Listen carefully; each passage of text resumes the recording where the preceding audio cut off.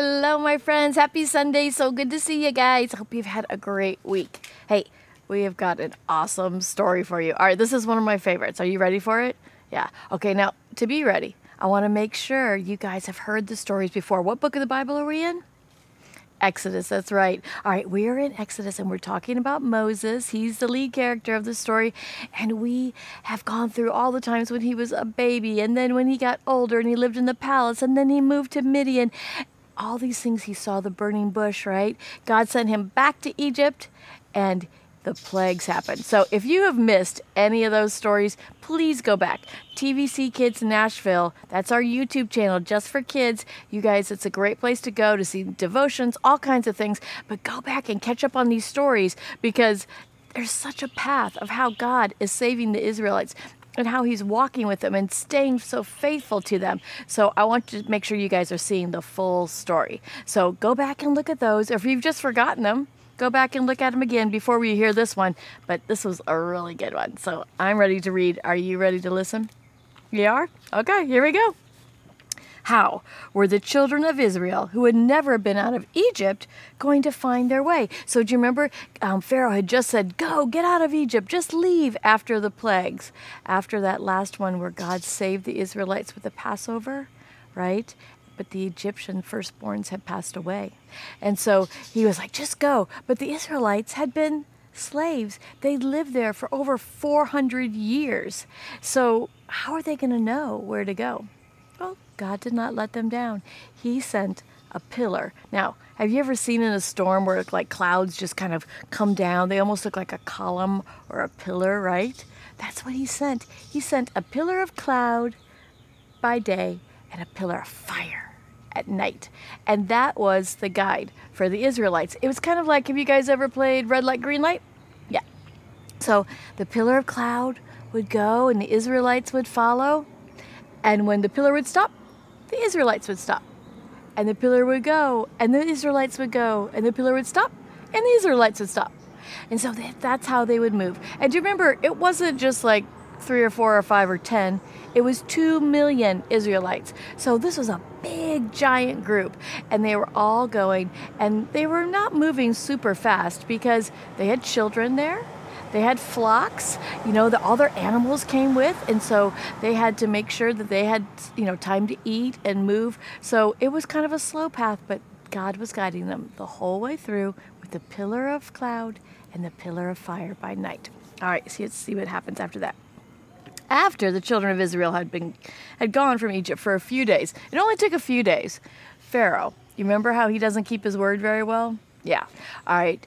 He decided, who's going to do my work for me? He's like, for 400 years, these Israelites have been doing all the work in Egypt. And now they were gone. Who was going to do the work? So once again, he broke his word and he said, I'm going to go after him. So he gathered up his army and he put them all in chariots, right? Do you guys remember what chariots are? They're kind of like, there's a horse and then there's like a little buggy kind of thing, but this buggy was very fancy. It was usually gold or copper, and sometimes it would have jewels on it, especially if you were Pharaoh. And so they all got in their chariots, and the chariots could be pulled by the horses, so they were very fast. The Israelites were not moving quite so fast. The Israelites had not gone far, for most of them were walking. Do you remember that it took them a while when they turned around and they saw the Egyptian army coming after them? They cried to the Lord to save them. They complained to Moses. Now, who else complains? Anybody else complain? Do you ever complain? I complain? Yeah. Should we be complaining? No. God is there providing for us. We're seeing how he's providing for the Israelites, and we could see how God provides for us every day as well. We shouldn't be complaining, but here they were. Even after seeing God protect them through all those plagues, they were still complaining.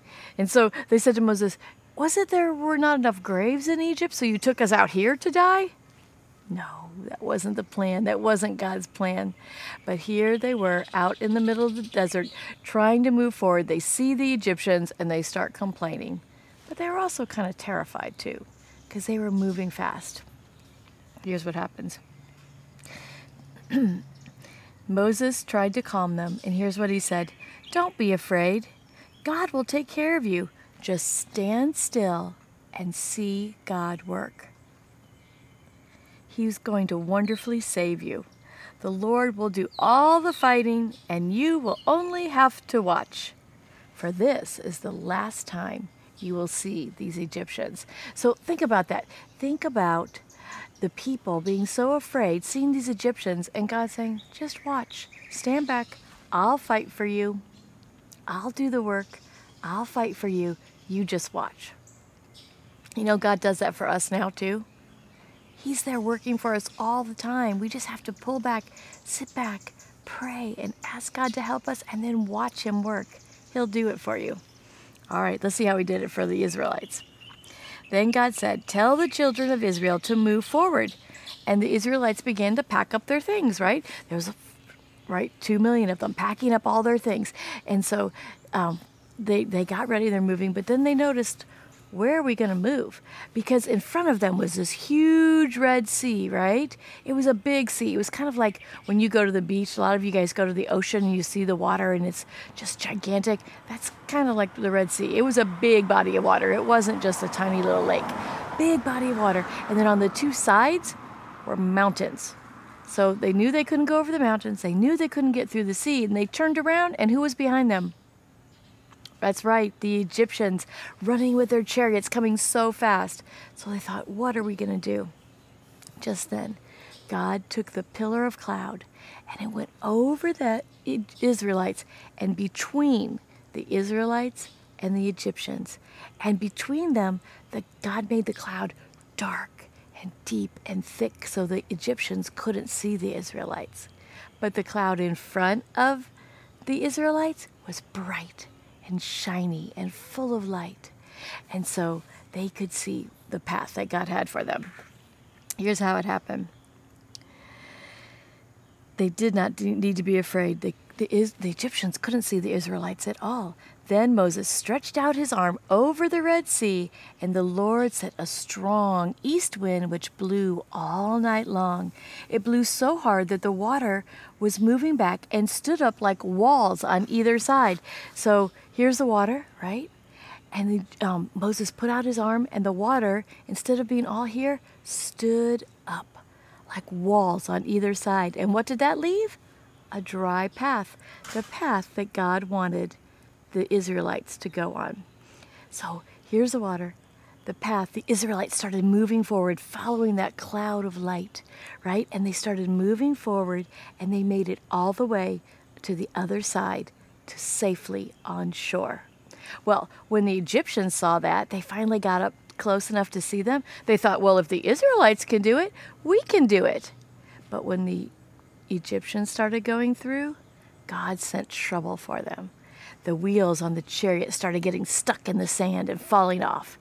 And things started happening, and the Egyptians were like, wait, this is the same God who brought the plagues. This is a God who loves the Israelites and is going to punish us for hurting them. So they started going, we must escape. And as they turned around, here's the walls of water, right? The walls of water came crashing down on the Egyptians. Soon you saw no Egyptians at all, only the water floating back and forth over the path. They saw no path. The Israelites were on this side of the sea, and the Egyptians were drowned. Soon the restless waves began to cast up the bodies. They started to see the Egyptians, and that was important. That was important for the Israelites to see that the Egyptians didn't escape, that God had punished them, and God had saved the Israelites.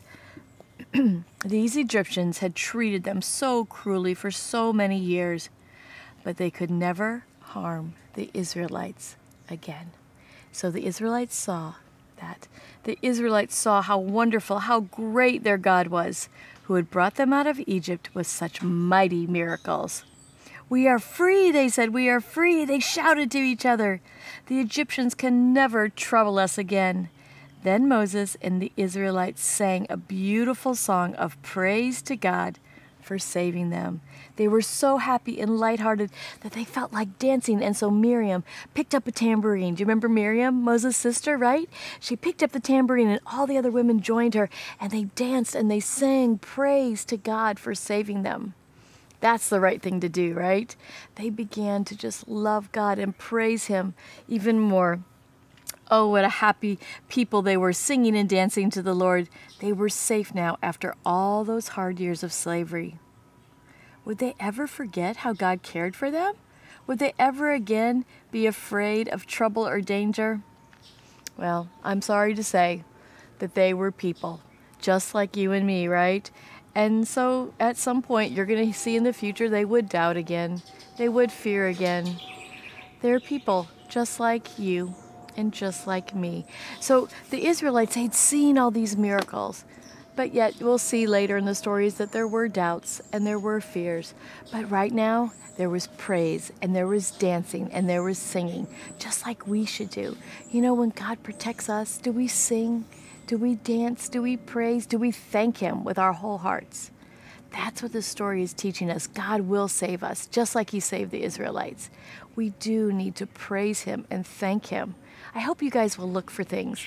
Look for ways that God is in your life today. Look for things that God is providing for you. How is God taking care of you? How is God watching out for you? Is He keeping the water away from you? Is He keeping the path clear for you? He's got a path for you guys, just like He's got a path for me. And we just have to stop doubting and try to believe and have faith. And then He will make the path clear for us. He will keep the water away from us. All right, can you guys do that? I hope you can. I hope you'll look for ways God is blessing you and rejoice and praise Him. I love you guys, and I'll see you soon.